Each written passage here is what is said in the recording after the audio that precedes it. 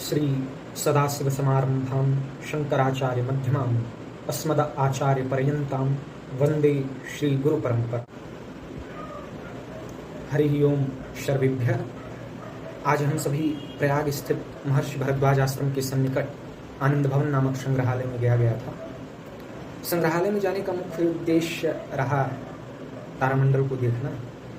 संक्षेप में बताऊं तो तारामंडल वह स्थान है जहां पर त्रिआयामी चित्रण प्रस्तुत किया जाता है इस ब्रह्मांड में उपस्थित खगोलीय घटनाओं को दिखाने के लिए, और ब्रह्मांड की उत्पत्ति किस प्रकार से हुई इस चीज का चित्रण प्रस्तुत किया जाता है त्रिआयामी ढंग में।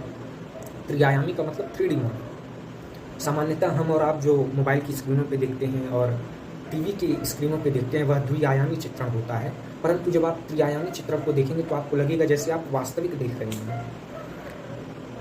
उसमें त्रिआयामी चित्रण के अंतर्गत आप लंबाई, चौड़ाई, ऊंचाई इन तीनों की गणना कर सकते हैं। तो बहुत ही सुंदर प्रस्तुतिकरण किया आनंद भवन के अंतर्गत तारामंडल में। वहाँ से मैंने जो अनुभव प्राप्त किया ब्रह्मांड की उत्पत्ति के संदर्भ को लेकर, आधुनिक विज्ञान क्या मत रखता है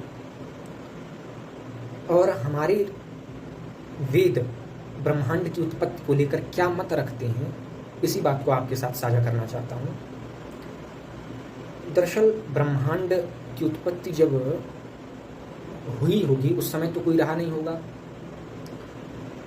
तो विज्ञान ने सबसे पहले एक विचार ही प्रस्तुत किया था। कोई सीधे इसका मैथमेटिकल कोई डेरिवेशन नहीं कर दिया कि हाँ बिग बैंग थ्योरी है तो उसका हमने कोई मैथमेटिकल डेरिवेशन कर दिया। वो पूर्णतः सत्य नहीं कह सकते, लेकिन हाँ यह एक सिद्धांत है। और लेमात्रे नाम के साथ कोई विचारक थे जिन्होंने बिग बैंग थ्योरी का विचार प्रस्तुत किया सर्वप्रथम।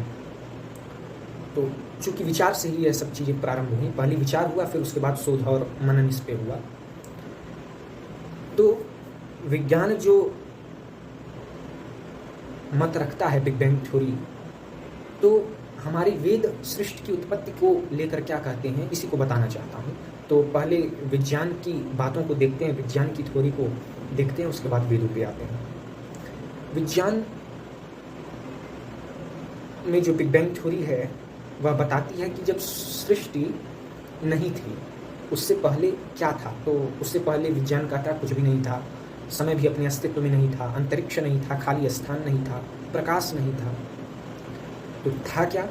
तो विज्ञान कहता है कि एक सिंगुलैरिटी नाम का पिंड पॉइंट था, और उस पॉइंट में ही जो कि प्रकाशमान था, और हाँ एक चीज़ और, वो उसका नाम सिंगुलैरिटी था और उसमें उसकी सघनता, उसकी घनत्व, इंग्लिश में कहें तो उसकी डेंसिटी बहुत हाई थी। क्योंकि भाई जाहिर सी बात है समस्त पदार्थ यदि उस छोटे से पिंड पॉइंट के अंतर्गत हैं तो उसकी डेंसिटी ज़्यादा होगी, उसकी घनत्व अधिक होगी। और चूँकि भाई पिंड पॉइंट है, वॉल्यूम कम है, उसका आयतन कम है, तो घनत्व जाहिर सी बात है ज़्यादा होगी। घनत्व और आयतन में व्युत्क्रमानुपाती का संबंध है। तो उस सिंगुलैरिटी की घनत्व अधिक थी, वह प्रकाशमान था, ऐसा विज्ञान कहता है। और उसी सिंगुलैरिटी में विस्फोट हुआ, और जैसे ही विस्फोट हुआ तभी समय अपने अस्तित्व में आया। एलिमेंट्री पार्टिकल जो हैं वे सब उसमें से निकले, फिर इलेक्ट्रॉन, प्रोटॉन, न्यूट्रॉन इन सब की उत्पत्ति हुई। धीरे धीरे ये सब आपस में कंबाइंड हुए, और कंबाइंड होने के बाद वर्तमान में जो हम अंडपिंड ब्रह्मांड देख रहे हैं उसकी उत्पत्ति हुई, ऐसा विज्ञान का मत है। अब आते हैं वैदिक थ्योरी पर, वैदिक सिद्धांत पर, कि हमारे जो वेद हैं वे ब्रह्मांड की उत्पत्ति किस प्रकार हुई इस पर अपना क्या मत रखते हैं। क्योंकि वेदों में भी ब्रह्मांड की उत्पत्ति को लेकर एक दर्शन प्रस्तुत किया गया है। दर्शन का अभिप्राय है दृश्यते अनेन इति दर्शनम। जो कुछ भी हमारे मनुष्यों ने देखकर या अनुभव कर या सोच विचार चिंतन मनन कर या फिर देख कर जो कुछ भी लिखा उसको दर्शन कहते हैं। तो हमारे वेदों में भी ब्रह्मांड की उत्पत्ति को लेकर दर्शन आते हैं। यदि मैं बताऊं तो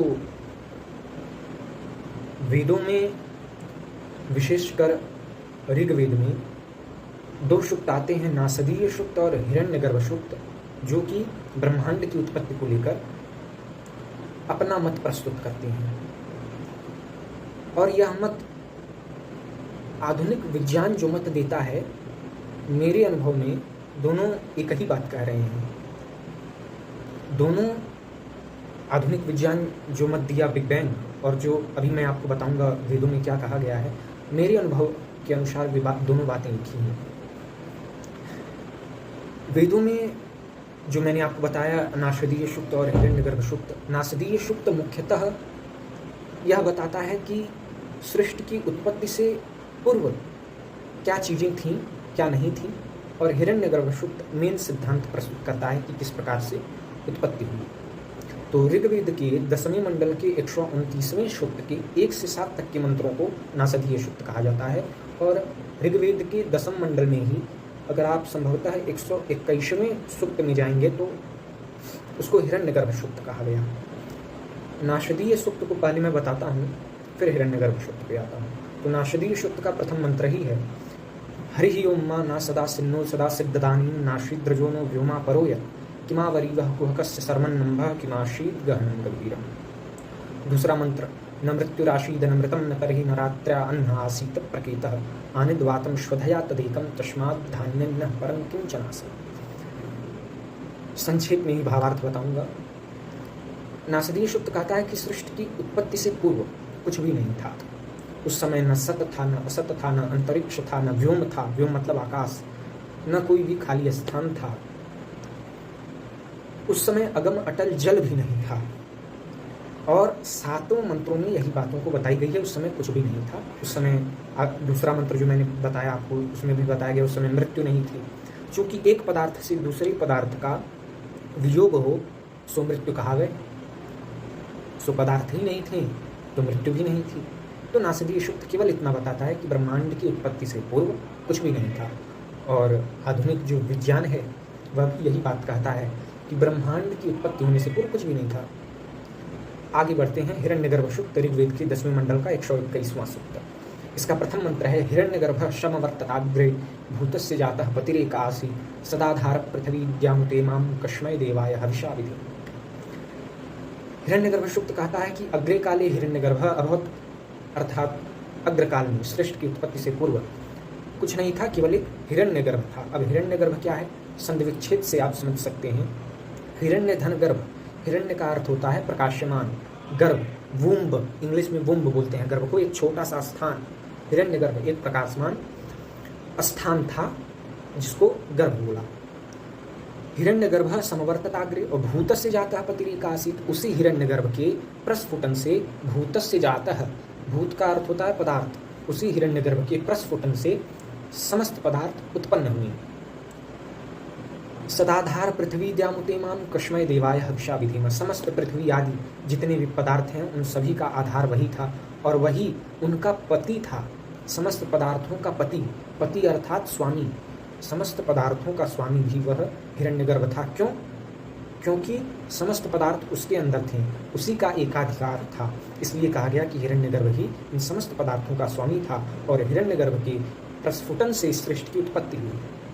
अब आप कंपैरिजन करेंगे, तुलना करेंगे, तुलनात्मक अध्ययन यदि करेंगे आधुनिक विज्ञान के मत का और हिरण्यगर्भ सूक्त का, तो आप पाएंगे कि जो आधुनिक विज्ञान कह रहा है, जो मत आधुनिक विज्ञान ने प्रस्तुत किया है, हमारे वेद भी यही दर्शन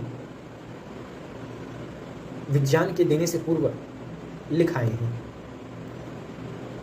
हमारे मनीषियों ने चिंतन करके इस बातों को उल्लेख किया है हिरण्यगर्भ सूक्त का।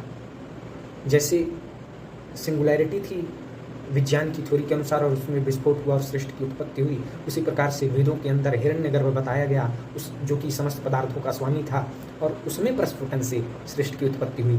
तो एकदम यह स्पष्ट हो जाता है कि हमारे वेदों में जो सिद्धांत है ब्रह्मांड की उत्पत्ति को लेकर, जो कि इतने वर्षों पूर्व हमारे मनीषियों ने दिया, बहुत ही, चूँकि यह भी उन्होंने विचार प्रस्तुत किया है, तो अकल्पनीय है कि उस समय ऐसी बात उन्होंने कही। और आधुनिक विज्ञान का भी मत इसी से वेदों के मिलता जुलता ही है। और यदि आप वेदों का अध्ययन करेंगे तो अनेक ऐसी चीज़ों को, अनेक वैज्ञानिक तथ्यों को आप पाएंगे जो कि हमारे ऋषि मुनियों ने बहुत पहले ही बता रखी हैं। बस यही बातें आपसे साझा करनी थी, और वीडियो के माध्यम से जब भी मुझे समय मिलता रहेगा, वैदिक सिद्धांत और हमारे वेदों में कौन कौन से विज्ञान हैं, यह आप सभी को बताता रहूँगा। आज के लिए बस इतना ही।